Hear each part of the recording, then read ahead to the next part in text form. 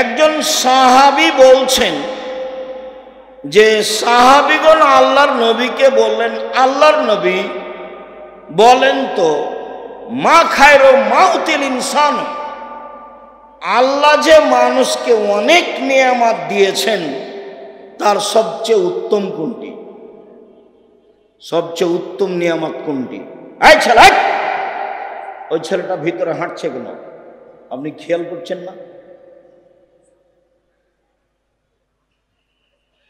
আপনার পাশে তো ও তো কথা বুঝবে না, ও তো মনে করছে যে আমি একটু ঘুরে আসি।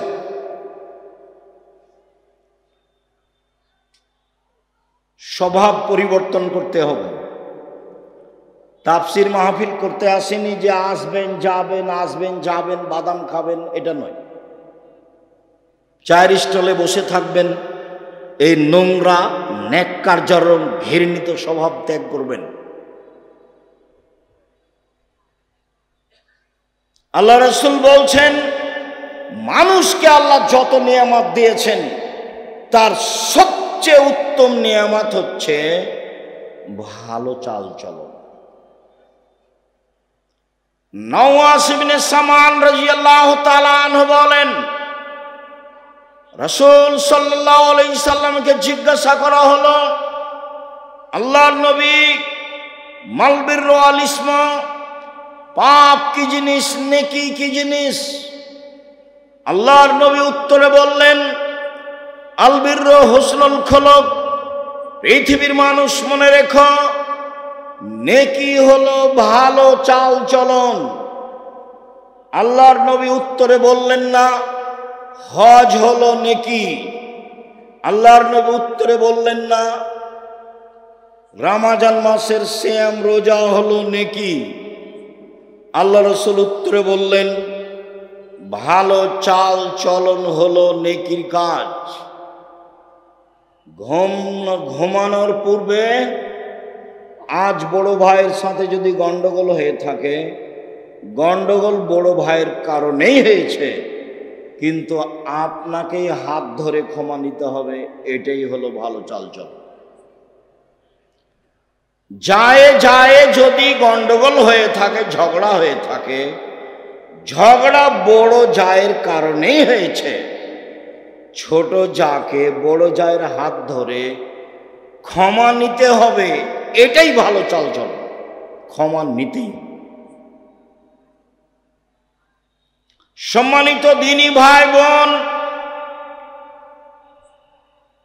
সদাচরণ দিয়ে সবচেয়ে দামি জান্নাত পাওয়া যায়। আবু মুসা আশআরী রাদিয়াল্লাহু তাআলা আনহু বলেন, রাসূল সাল্লাল্লাহু আলাইহি ওয়াসাল্লাম বললেন,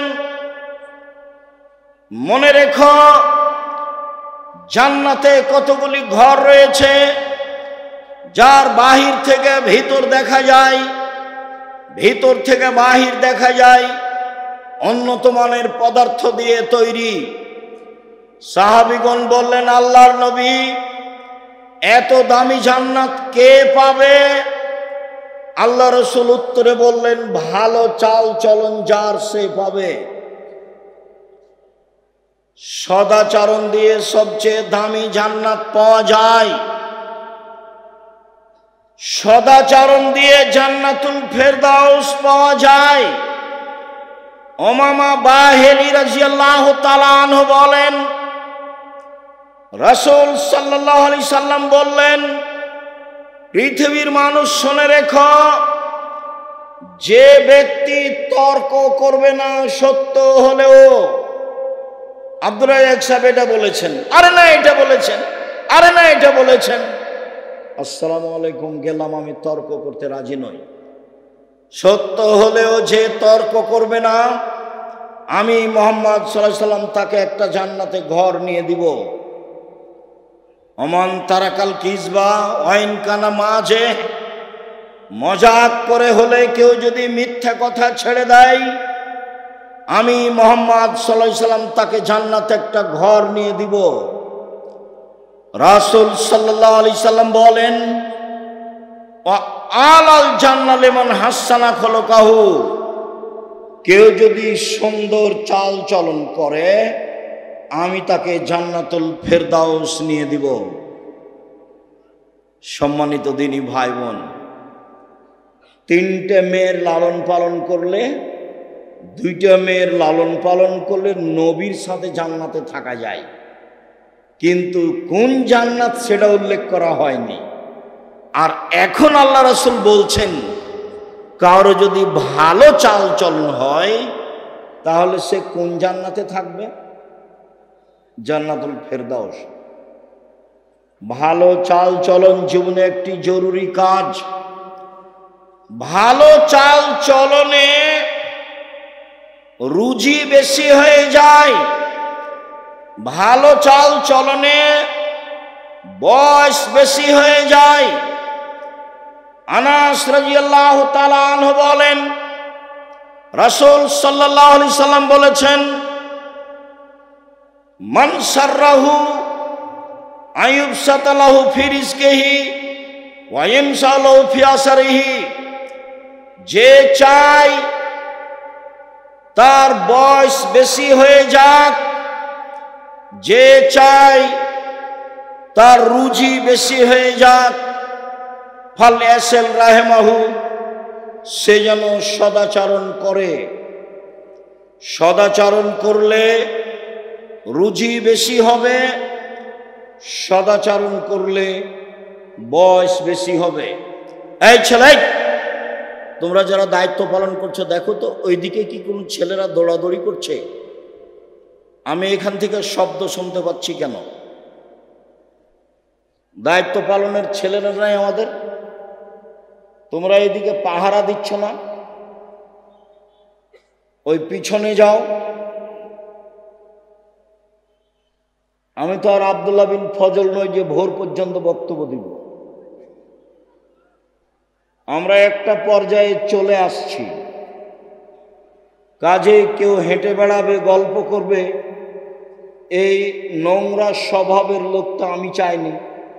কাজে তোমরা এটা পাহারা দাও, চতুর্দিকে পাহারা দাও।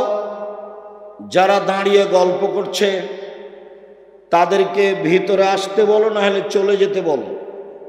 ওদের জন্য তো বাজার একটা বড় আছে, দেখে আসলাম। অনেক জিলাপি, অনেক খাওয়ার জিনিস আছে। আমি আমার জীবনে কোনোদিন চায়ের স্টলে বসিনি। আমার মা বলতো, এক, দোকানে বসিও না, দুই, প্রাইভেট পড়ায় না, তিন, কারোর সাথে বন্ধুতালি করো না, চার, দাওয়াত খায়ও না। আমার মাঝে কি বুঝতেন? এক, দোকানে বসিও না, দুই, প্রাইভেট পড়ায়ও না, তিন, কারোর সাথে বন্ধুতালি করো না, চার, দাওয়াত খায়ও না। আমার মা আমার সাথে পিছে পিছে হাঁটতেন আর এই চারটা কথা বলতেন। আমরা তো কোনোদিন জীবনে দোকানে বসিনি মনে হয়। বেঁচে আছি তো।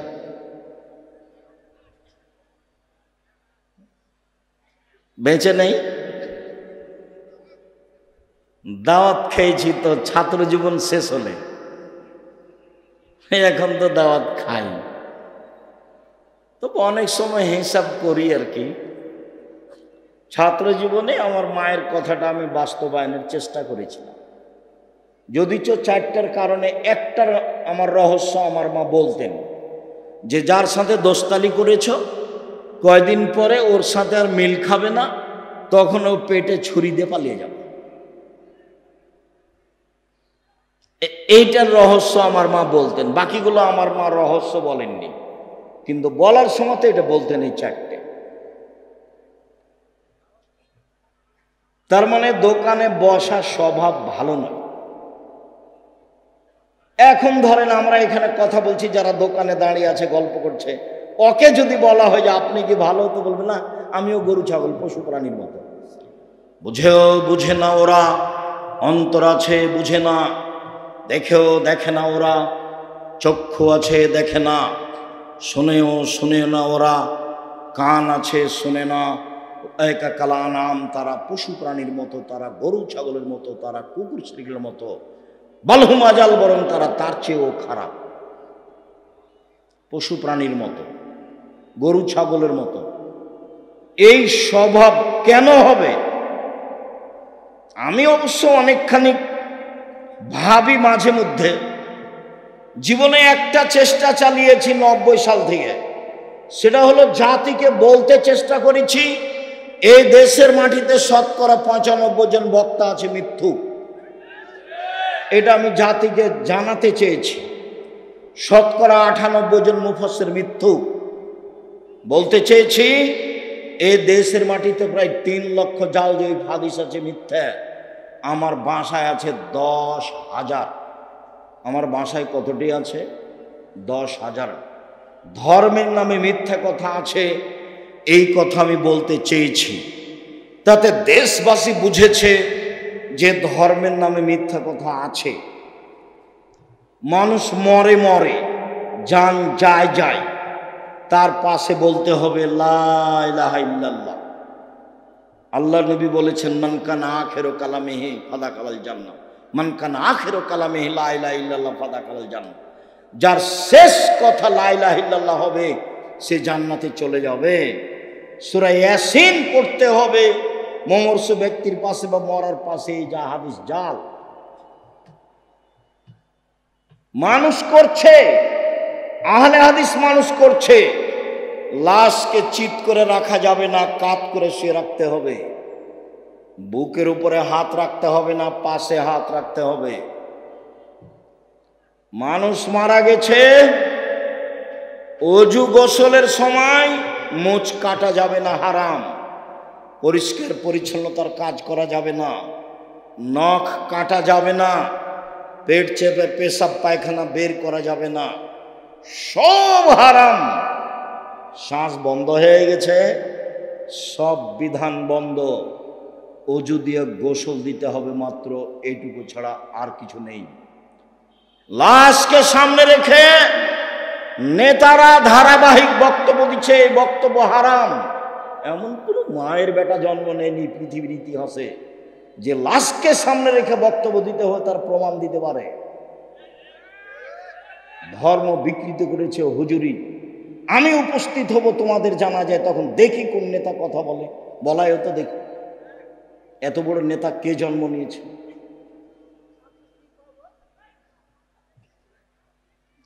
তোমাদের এলাকায় ওরকম পরিবেশে একদিন আসি, আমি তো এসেছিলাম। মৌলানা সাহেবের জানাজা, ডক্টর আসাদুল্লাহ গালেব জানাজা করেছিলেন, এই যে আরে আলাদিপুর মাদ্রাসার মৌলানা শামসুদ্দিন সাহেব। আমরা সেদিন ছিলাম। জানাজার সময় ডক্টর সাহেবই তো জানাজা পড়ালেন। এমন তো দুঃসাহস কেউ করে না, করে সে কিছু করবে এটা আমি ধারণাও করি না। তার মানে কোনো এমপি মন্ত্রী, কোনো চেয়ারম্যান মেম্বারের অধীনে আমি জামিয়া সালাফিয়া চালাই না। জামিয়া সালাফিয়া বৈদেশিক পয়সা দিয়ে চলে না। জামিয়া সালাফিয়া কোনো বড় ধরনের বৃত্তশালী দিয়ে চলে না। জামিয়া সালাফিয়া কোনো লোকের কথা দিয়ে চলে না। জামিয়া সালাফিয়া কোনো কমিটি দিয়ে চলে না।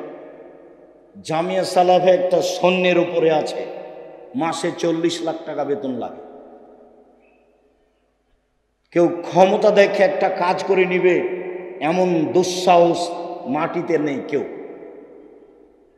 এমন দুঃসাহসের মানুষ মাটিতে নেই। আমার জীবনে আমি কোনোদিন বক্তব্য দিতে গেছি কোনো মসজিদে, কোনো জায়গাতে, ওর কথা অনুপাতে বক্তব্য দিতে হবে 90 সাল থেকে এখন পর্যন্ত কোনোদিন ঘটেনি। সম্মানিত দিনী ভাই বোন, এই জন্য আমি দাবি রাখি যে আমি আব্দুর রাজ্জাক বিন ইউসুফ কোনো এলাকায় গেলে সে এলাকার ভাই বোন আত্মীয় স্বজন মানুষজন সবাই আসবে, এমনকি হিন্দু আসবে, আমি তার কিছু না কিছু উপকার করবই করবো ইনশাআল্লাহ। সম্মানিত দিনী ভাই বোন, চাল চলন ভালো যার সে জান্নাতুল ফেরদাউস পাবে, এ কথা মুহাম্মদ সাল্লাল্লাহু আলাইহি সাল্লাম বলেন। তিনটা মেয়ের লালন পালন করলে, দুইটা মেয়ের লালন পালন করলে নবীর সাথে জান্নাতে থাকা যাবে, তবে জান্নাতুল ফেরদাউসের কথা নেই। পৃথিবীতে একটাই ইবাদত, সেটা হলো ভালো চালচলন, যার বিনিময় হলো জান্নাতুল ফেরদাউস। সম্মানিত দিনী ভাই বোন, ভালো চালচলনে বয়স বেশি হয়ে যায়, ভালো চালচলনে রুজি টাকা পয়সা বেশি হয়ে যায়। মুখ খারাপ করে ব্যবসা বাণিজ্য করবেন না, মুখ খারাপ করে জাতিকে ক্ষমতা দেখাবেন না। মাটির মানুষ মাটির মতো হয়ে থাকবেন। যত উপস্থিত মহিলা আছেন, আপনাকে অনুরোধ করে বলছি, শাশুড়িকে উপেক্ষা করে কথা বলবেন না, মাকে উপেক্ষা করে কথা বলবেন না, ননদকে উপেক্ষা করে কথা বলবেন না, জায়ের ছেলে মেয়ে যাকে দেখে উপেক্ষা করে কথা বলবেন না। নরম হয়ে যান, মুখামুখি উত্তর নেই, ফল ভালো হবেই হবে। মুরব্বী আপনাকে বলছি, আল কেটে জমি বাড়াবেন না। আপনাকে বলছি, ক্ষমতা দেখিয়ে মানুষের নামে মামলা করবেন না। দাপট দেখিয়ে মানুষকে অপমান খাটো করবেন না। চাঁপাইনবাবগঞ্জ নাচলের ভাষায় মানুষকে গালি দিবেন না, জান্নাত হবেই হবে ইনশাআল্লাহ। সম্মানিত দিনী ভাই বোন, আব্দুল্লাহ ইবনে আমর বলেন, রাসূল সাল্লাল্লাহু আলাইহি ওয়াসাল্লাম বলেছেন, চারটা জিনিস আছে যার, সবকিছু আছে তার, ইহকাল আছে তার, পরকাল আছে তার, জান্নাত আছে তার। চারটা জিনিস আছে যার, সবকিছু আছে তার, ইহকাল আছে তার, পরকাল আছে তার, জান্নাত আছে তার। এক, হিফজ আমানাতিন, আমানতের রক্ষা। আমানত খুব কঠিন জিনিস। চেয়ারম্যান মেম্বার এমপি মন্ত্রীকে বললে বোঝা যাবে আমানত কি জিনিস। মাদ্রাসার প্রিন্সিপাল হেড মাওলানা, মসজিদের সভাপতিকে বললে বোঝা যাবে আমানত কি জিনিস। আর তোমরা স্কুলের ছাত্র, ক্লাস 10-এ পড়ছ, সবাই মিলে টাকা উঠে একটা করবে অনুষ্ঠান, তো দুইজনকে বাজারে পাঠিয়েছ, তো ওরা কিছু উপহার দেওয়ার জন্য জিনিস কিনেছে, ওরা আবার নাস্তা করেছে দুইজন মিলে, দিয়ে 90 টাকা নাস্তা করে জিনিসের দামটা বেশি বেশি করে দামের সাথে 90 টাকা শেষ করে দিয়েছে। ওরা বলেছে দুইজনে এটা বলবি না, নাস্তার কথা বললে মন খারাপ করবে। তুমি ক্লাস 10-এ পড়ো, 90 টাকাতে হেরে গেছো, ঈমান হারিয়ে গেছে। আমানত আছে যার, জান্নাত আছে তার। আমানত নেই যার, জান্নাত নেই তার। আমানত খুব কঠিন জিনিস। আমানত আছে যার, ইহকাল আছে তার, পরকাল আছে তার। তাই তো আমি বলেছি, সমাজের দায়িত্বশীল যদি জানতো আমানতদারি দায়িত্ব কত কঠিন, তাহলে জনগণকে বলতো, জনগণ, আপনাদের ভোটে আমি নির্বাচিত চেয়ারম্যান, আমার দায়িত্ব নেওয়া ভুল হয়েছে। আব্দুল রাজ্জাক সাহেবের বক্তব্য শুনেছি, যারা দায়িত্বে আমানতের খেয়ানত করে তাদের বিচার দেরিতে হবে। একদিন দেরি হলে 50,000 বছর, 3 দিন দেরি হলে কত বছর? 1.5 লক্ষ বছর। আমি চলে গেলাম, আসসালামু আলাইকুম, আমার বাবার জমি আছে 10 শতক, বেগুন চাষ করে খাবো, এই রুজি খেতে আমি রাজি নই। আবু জার গেফারি রাদিয়াল্লাহু তাআলা আনহু বলেছিলেন, আল্লাহর নবী আমাকে এলাকার নেতা করে দেন। আবু জার গেফারি বলছে, আল্লাহ রাসূল বলছেন, আবু যার গেফারি তুমি করেছো কি? নেতৃত্ব আমানত, আর তুমি হলে জয়ীফ, দুর্বল, দুটাই এক নয়, হবে না তোমার নেতৃত্ব দেওয়া। পিঠের উপরে থাবা মেরে বলছে, আবু যার গেফারি তুমি করেছো কি? বিচারের মাঠে নেতার সামনের চুলকে ধ্রুবসার তারার সাথে বেঁধে ঝুলিয়ে রেখে দিবেন। এরপরেও বলবে এইভাবে আমার ঝুলে থাকা ভালো দুইজনের মাঝে দায়িত্ব পালন করার চেয়ে। সবাই দেখতে পারেন, প্রত্যেকটা হাদিস গ্রন্থে আছে নির্বাচন অধ্যায়, রাজত্ব পর্ব। অতএব আমানতদারি আছে যার, জান্নাত আছে তার। 2 হুসন খালিকাতিন, ভালো চাল চলন যার, জান্নাত আছে তার। 3 সিদক হাদিসিন, সত্য কথা যার, জান্নাত আছে তার। 4 ইফাতুন বিতমাতিন, বৈধ রুজি যার, জান্নাত আছে তার।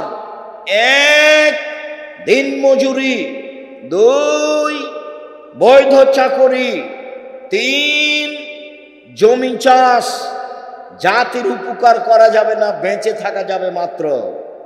4 ব্যবসা, চকলেট হলেও জাতির উপকার করা যাবে। সারাদিনে 500 টাকা যদি 200 টাকা যদি বিক্রি করি, তাহলে 100 টাকা যদি লাভ থাকে, 30 টাকা খাবো, 70 টাকা থেকে যাবে।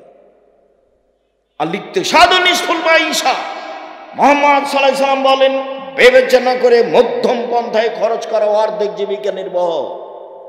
মধ্যম পন্থায় খরচ করা অর্ধেক জীবিকা নির্বাহ। আয় অনুপাতে ব্যয় করা অর্ধেক জীবিকা নির্বাহ। বোকামি খরচ করলে সংসার ধ্বংস হবে। আর বউ যদি হস্তিনী হয়, তাহলে সংসার এমনিতেই ক্ষতিগ্রস্ত হবে। হস্তিনী কি জিনিস? ঘর বাড়ি ভালো করে ঝাড়ু দেয় না, জিনিসপাতি ভালো করে সাজগোজ করে রাখে না, চাউল তরি তরকারি এসবগুলো ঢেকে রাখে না। আল্লাহ রাসূল বলছেন, পৃথিবীর মানুষ শোনো, এজাম সাইতুম কুফু সিবিয়ানাকুম, সন্ধ্যার সময় বাচ্চাদের ধরে রাখো, এই সময়তে শয়তান ছড়িয়ে পড়েছে। রাত একটু পার হলে বাচ্চা ছেড়ে দাও। শয়তান যদি বাচ্চাকে দেখতে পায়, তাহলে বাচ্চা চিল্লাচিল্লি করবে, কাঁদবে। ছাদের উপরে নিয়ে যাওয়া যাবে না, আগিনায় উঠানে নিয়ে যাওয়া যাবে না, বাইরে খুলিতে চত্বরে নিয়ে যাওয়া যাবে না, ওকে ঘরে আটকে রাখতে হবে। 2 আগলে কুলাবু ওয়াজকুরুল্লাহ, দরজা বন্ধ করো, জ্বালানা বন্ধ করো, বিসমিল্লাহ বলো।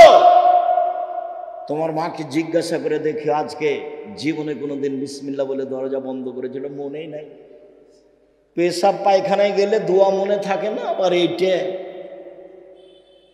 জীবন এমনিতেই চলছে, গরু ছাগলের মতো। বক্তব্য শুনতে এসে দোকানপাটে বসে থাকা যেমন, গরু ছাগলের জীবনও তেমন, তাফসির মাহফিলও তেমন। এইসব যে লেখার কাহিনী। বুবু নামাজে যখন দাঁড়াবা, বুবু 2 পায়ের গোড়ালি জমা করে নিও। বুবু 2 পায়ের গোড়ালির মধ্যে ফাঁকা যদি রাখো, বুবু তো লজ্জা স্থানের যোগাযোগ বুবু মাটির সাথে হবে, মাটি অভিশাপ করবে। বুবুর সব কথাই নাকি বুখারীতে আছে। এই তো ধর্ম। লাশ পড়ে আছে, বুবু কি যে বক্তব্য দিল, আর লম্বা দোয়া মেরে দিল বুবু। এই বুবু এই বাড়িতে আসলো কেন? এই ছেলে, এইসব মহিলা তোমাদের এই লাশের পাশে আসলো কেন? ও মহিলা মানুষ নয়? এখানে আসলো কেন? ও কি দেখাতে চায়? কি ধর্ম দেখাতে চায়? অর্ধ পৃথিবীর খলিফা, কুশাগর, বুদ্ধিজীবী, রাজনীতিবিদ ওমর মারা গেছেন। ওমরের শ্বাস বের হবে এরকম পর্যায়ে বলছে, আব্দুল্লাহ যাও আয়েশাকে বলো আমার কবরটা আবু বকর সিদ্দিকের পাশে হতে দিবে কিনা। যদি দেয় ভালো কথা, যদি না দেয় তাহলে সাধারণ জনগণের লাশ যেখানে আছে সেখানে রেখে দিও। আব্দুল্লাহ ইবনে ওমর বলছেন, আমি গেলাম, সালাম দিয়ে বাড়িতে ঢুকলাম, দেখি আয়েশা রাদিয়াল্লাহু তাআলা আনহা বসে বসে কাঁদছেন ওমরের কারণে। অর্ধ পৃথিবীর খলিফা, কুশাগর, বুদ্ধিজীবী, রাজনীতিবিদ ওমর মারা গেছেন। আয়েশা রাদিয়াল্লাহু তাআলা আনহা দেখতে আসেননি, বাড়িতে বসে কান্নাকাটি করছেন। বললেন, ঠিক আছে, আর কে অনুমতি দিলাম তার কবর আবু বকর সিদ্দিকের পাশে হবে, যদিও আমার ইচ্ছে ছিল। আবার ওমর বললেন, যাও তুমি আবারও বলো আমার লাশটা মসজিদে নববীর পাশে রেখে দিয়ে আয়েশাকে বলিও পুনরায় ওমরের কবর কি আবু বকর সিদ্দিকের পাশে দিব। যদি হ্যাঁ বলে দিও, না বললে বাকিউল গারকাদে জনগণের পাশে আমার কবর দিও। শোনো,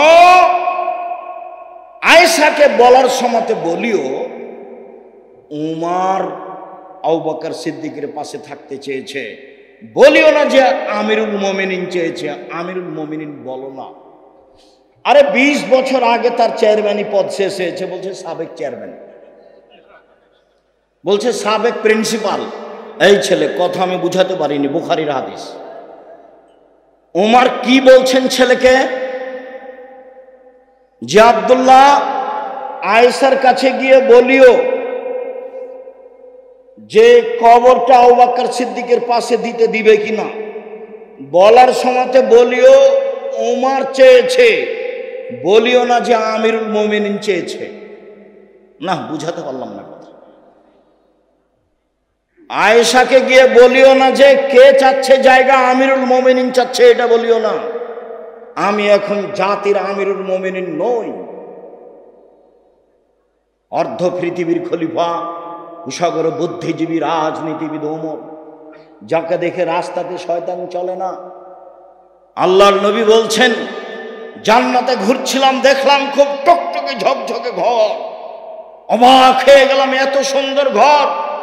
পাশে একজন বৃদ্ধা মহিলা। আমি বললাম, ঘরটি কার বলতে পারো? মহিলা বলল, ঘরটি উমারের। আমি আঁতকে উঠলাম। উমারের আত্মমর্যাদা আমার স্মরণ হলো। আমি ভিতরে যেতে চেয়েছিলাম, কিন্তু উমারের আত্মমর্যাদাকে হিসাব করে আমি এই ঘরের ভিতরে যাইনি। আল্লাহ রাসূল বলছেন, আমি উমারের আত্মমর্যাদাকে হিসাব করি। উমার অর্ধ পৃথিবীর খলিফা, কুশাগর, বুদ্ধিজীবী, রাজনীতিবিদ উমর বলছেন, বলিও যে উমর চেয়েছে, বলিও না যে আমিরুল মুমিনিন চেয়েছে। সম্মানিত দিনী ভাই বোন, আমি আপনাকে আজকের বৈঠকে অনুরোধ করতে চেয়েছি, বাকি জীবন কারোর সাথে খারাপ আচরণ করে 1 মিনিট বাঁচতে চাইবেন না। যা হবে হবে। অর্থ সম্পদ কেউ লুটে নিল, কেউ গালি দিল, কেউ মামলা করলো, আসামি হয়ে যেতে রাজি আছি, বিবাদী হয়ে, বাদী হয়ে নই। আমি কারোর বিরুদ্ধে মামলা করব না, এতে আমি রাজি নই। দিনী বন্ধের বলছি, 2টা কাজ জীবনে করবেন না। এই কথা বলছো কেন? মহিলা মানুষ হিসাবে 2টা কাজ করবেন না। 1, অভিমান নেই। অভিমান করলেই শয়তান সুযোগ পাবে। অভিমান কি? দিনাজপুর স্বপ্নপুরী নিয়ে গেল না দেখতে, অভিমান। একদিন জামিয়া সালাফের সম্মেলনে রাজশাহী নিয়ে গেল না, এর নাম অভিমান। অভিমান করলেই শয়তান সুযোগ পাবে। 2, প্রতিবাদ। তোমার মা কেন এই কথা বলল, তোমার বাপ কেন এই কথা বলল, তোমার ভাই কেন এই কথা বলল, তুমি কেন এই কথা বললে? প্রতিবাদ নেই, জীবন সুন্দর হবে। তুমি যেভাবে রাখবে তাতে আমি খুশি। মোটা কাপড়ে তুমি খুশি তো আমিও খুশি, চিকন কাপড়ে তুমি খুশি তো আমিও খুশি। আমার পক্ষ থেকে কোনো অভিমান নেই, আমার পক্ষ থেকে কোনো অভিযোগ নেই, আমার পক্ষ থেকে কোনো আপত্তি নেই। যা আপনার ভালো তা আমার ভালো। তখন শয়তান চুপটি লেগে চলে যাবে।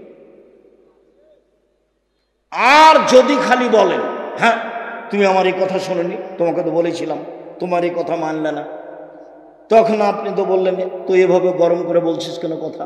হ্যাঁ বলবো না, তুমি আমার কোনো কথা শোনো না। কোনটা তো শুনি না, শুনিতে সব, একটাও শোনো না, তোমার সাথেই থাকবো না, থাকিস না, যা তালাক দিয়ে দাও, এক্ষুনি তালাক দিয়ে দাও। যা তোকে তালাক দিলাম, 1 তালাক 2 তালাক 100 তালাক দিলাম। যখন তালাক দেওয়া শেষ হয়েছে তেমনি শয়তান চলে গেছে। ইন্না লিল্লাহি ওয়া ইন্না ইলাইহি। এবার ছেলে যে আছে 3টে, এখন কিন্তু আর শয়তান নেই। বেগুন তুলে খেলে গাছ এখনো আছে, আর মোলার গাছ তুলে খেলে এই গাছটাই শেষ। তালাক দিলে কি হবে? বুদ্ধি শেষ। অন্য পথে যাবেন, তালাকে যাবেন না। অন্য পথে যাবেন, তালাকে যাবেন না। সতর্কতার যে কোনো পথ অবলম্বন করেন, তালাকে গেলেই বিপদ। সম্মানিত দিনী ভাই বোন, আবু হুরায়রা রাদিয়াল্লাহু তাআলা আনহু বলেন, রাসূল সাল্লাল্লাহু আলাইহি সাল্লাম বলেছেন, পৃথিবীর মানুষ শুনে রেখো, আল্লাহ তাআলা বলেন, মান ওয়াসালাকে ওয়াসালতুহু ওমান কাতাকে কাতাতুহু। এই সদাচরণ, এই ভালো চালচলন শোনো, আমি আল্লাহ তোমাকে বলছি, তোমাকে নিবে যে আমি তাকে নিব, তোমাকে ছেড়ে দিবে যে আমি তাকে ছেড়ে দিব। সদাচরণ নেই যার, আল্লাহ নেই তার। সদাচরণ আছে যার, আল্লাহ আছে তার। আয়েশা রাদিয়াল্লাহু তাআলা আনহা বলেন, সদাচরণ আল্লাহর আরশ ধরে এরকম ঝুলন্ত অবস্থায় ঝুলে বলে, আমি সদাচরণ বলছি, ওমান ওয়াসালানি ওয়াসালাহুল্লাহ ওমান কাতানি কাতাহুল্লাহ। আমি সদাচরণ, আমাকে যে নিবে আল্লাহ তাকে নিবেন। আমি সদাচরণ, আমাকে যে ছেড়ে দিবে আল্লাহ তাকে ছেড়ে দিবে।